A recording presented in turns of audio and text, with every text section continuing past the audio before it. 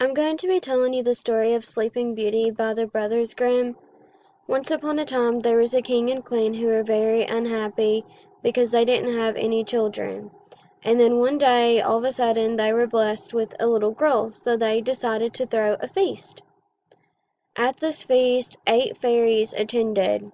One of the fairies was old, crabby, uninvited, and very mean, because she did not get any of the gold dinnerware. One of the little fairies was so frightened that she decided she was going to run and hide, and she knew that she was going to be the last to put a wish onto this little girl. A few of the fairies before her wished for singing and dancing like an angel, and all of the other most best wishes that any little girl would want to be blessed with.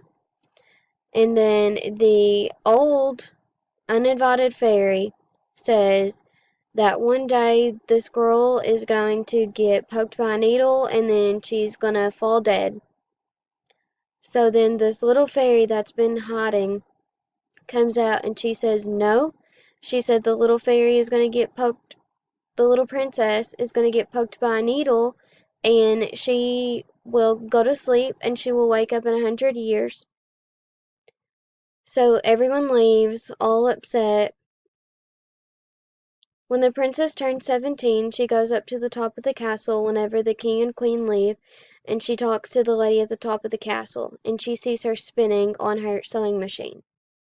So the princess decides she wants to try, and she pokes herself with the needle, and then she falls asleep. The little fairy hears about it, and so she goes and she puts everyone else in the castle asleep. 100 years later,